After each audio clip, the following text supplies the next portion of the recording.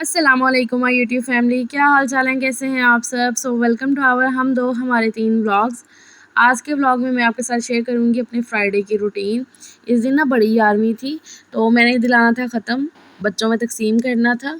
तो यहाँ पर फिर मैं अभी दालें भिगो रही हूँ हलीम बनाने के लिए। बड़ा सिंपल सा हलीम बनाती हूँ तो उसी की रेसिपी आज आपके साथ शेयर भी करूँगी। तो अभी ना सुबह का टाइम था, अभी सुबह के तकरीबन 10:30 या 11 बज रहे होंगे। सारा घर का काम शाम करके मैं फ़्री हो गई थी और यहाँ पर अभी इस टाइम पे ये दालें भिगोने लगी हूँ। तो दालों में सबसे पहले मैंने ले लिया चने की दाल, उसमें डाली है मूंग और मसूर की मिक्स दाल और साथ में ये 2 मुट्ठी भर के चावल। क्वांटिटी बोलूँ तो 1 पाव हो गई थी मूंग मसूर की दाल, साथ में 1 पाव चने की दाल थी और 2 मुट्ठी भर के चावल। तो आधा किलो से थोड़े ज़्यादा ये सारी क्वांटिटी हो गई थी चीज़ों की। और इसमें अभी मैंने गर्म पानी ऐड करके इसको अच्छे से धो लिया है और फिर पानी ये गिरा दूँगी और दोबारा से इसमें पानी डाल दूँगी। मैं इसको ना सुबह उठ के भिगो रही थी। जब भी हलीम बनाना होता है ना तो ज़्यादातर मैं दालें रात में भिगो देती हूँ, लेकिन इस बार मैंने सुबह में उठ के भिगोया ना तो फिर मैंने इसमें गर्म पानी डाल के तो इसको रख दिया था।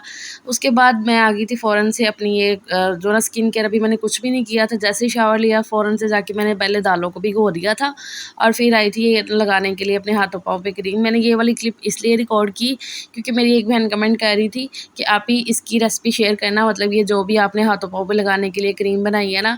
तो डेयर ये बस थोड़ी सी रह गई इसीलिए मैंने आपको दिखाई है।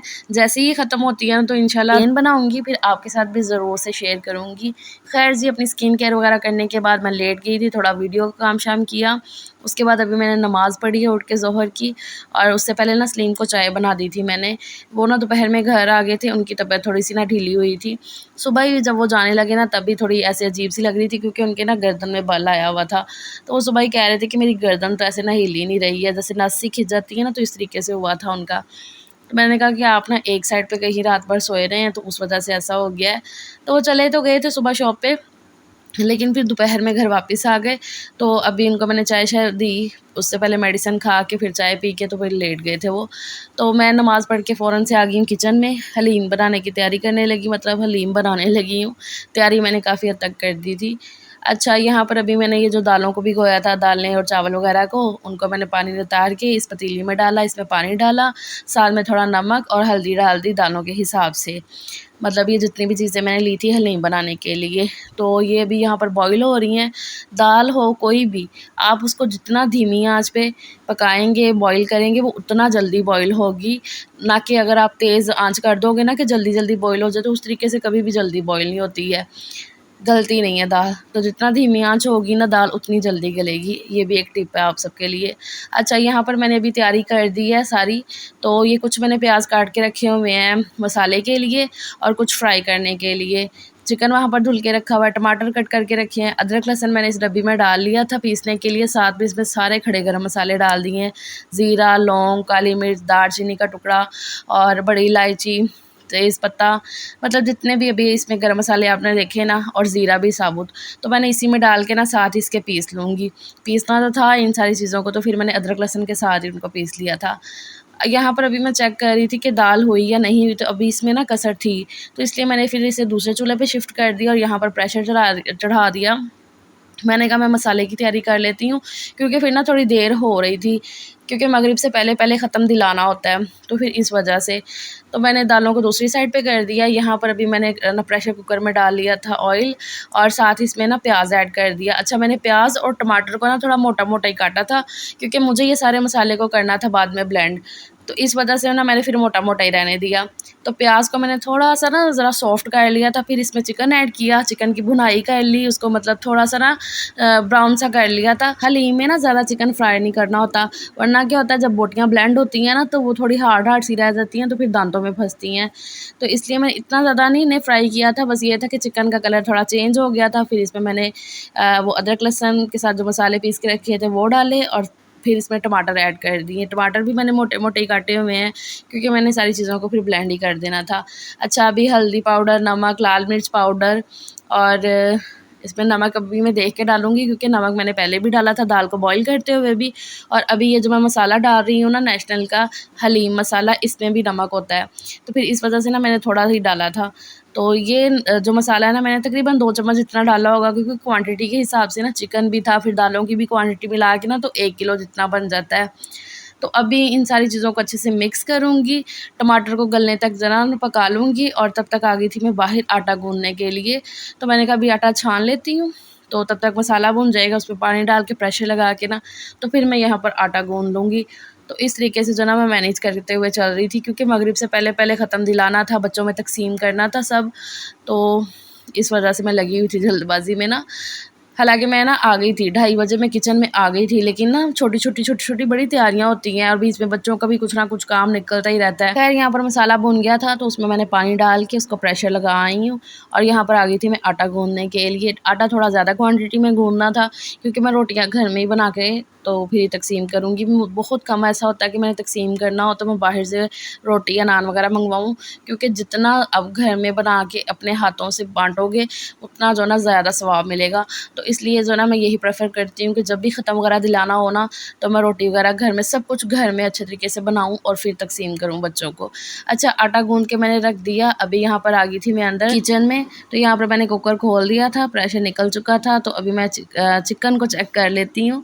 तो चिकन हो चुका था। चिकन तो वैसे बहुत जल्दी हो जाता है, लेकिन फिर भी मैंने एक दफ़ा चेक कर लिया था। अच्छा, वहाँ पर दालें भी बॉयल हो चुकी थी। अभी इन दोनों चीज़ों को मुझे पीसना है, ब्लेंड करना है, तो यहाँ पर मैं वही कर रही हूँ। पहले अभी मैंने ये दालों को ब्लेंड करके इसी पतीली में दोबारा से डाल दिया है और उसके बाद अभी मैं चिकन को करूँगी ब्लेंड और फिर इनको रखूँगी दोबारा से पकने के लिए। तो ये मुझे ना बड़ा ईज़ी तरीका लगता है हलीम बनाने का। आप लोग भी बताइएगा आप लोग किस तरीके से हलीम बनाते हो, और मैं इसी तरीके से बनाती हूँ और बहुत टेस्टी वाली हलीम बनती है। अच्छा, अभी मैंने जितना भी चिकन था ना, वो उसके सारे पानी के साथ ही, मतलब जितना भी मसाला था ना, वो सारा ब्लेंड करके इसमें डाल दिया है। दाल भी ब्लेंड करके डाल दी उसी पतीले में, मतलब कि दालों के अंदर ही चिकन सारा डाल के, तो उसको मैंने पका लिया था, अच्छे से बॉयल दिलवा लिए थे। फिर इसको मैंने छोटे वाले चूल्हे पे शिफ्ट कर दिया। अभी वहाँ पर चूल्हा ऑन ही है, पक ही रही है दाल वहाँ पर, लेकिन मैंने कहा यहाँ पर मैं ना प्याज फ्राई कर लेती हूँ। वही बात थी कि थोड़ा जल्दी लगी हुई थी मुझे कि मगरिब से पहले ये सारा कुछ करना था। जल्दबाजी हो और फिर थोड़ा काम ऊपर नीचे ना हो, ऐसा तो हो ही नहीं सकता। तो ये जो मैं प्याज फ्राई कर रही थी ना, वो थोड़े जल से गए थे, तो अभी मैं थोड़ा सा प्याज निकाल लूँगी, जो बाद में हमें खाना है हलीम के साथ। थोड़ा सा मैंने फ्राई पैन में रहने दी है, इसमें थोड़े सब्ज़ मिर्चें कट करके डाल दी थी, उन्हें चीरा लगा के, और बस ये तड़का लग गया फाइनल दाल को। दाल फाइनल मतलब हलीम फाइनल हो चुकी है। पता नहीं मेरे मुँह से दाल दाल क्यों निकल ही आ रहा है। अच्छा जी, तो ये तड़का लग चुका है। अभी मैंने इसमें डाल दिया है धनिया, पुदीना थोड़ा सा डालूँगी, पुदीना थोड़ा सा मैंने डाला है, धनिया ज़्यादा डाला है। फिर बस वो फाइनल हो गई थी हलीम, और उसके बाद हम रोटियां बनाने लग गए थे और सलीम आ गए थे मेरी हेल्प के लिए, क्योंकि देर हो रही थी ना, तो फिर हमने ना जल्दी जल्दी मिल के ना ये माशाल्लाह से इतनी ज़्यादा रोटियां बना ली थी।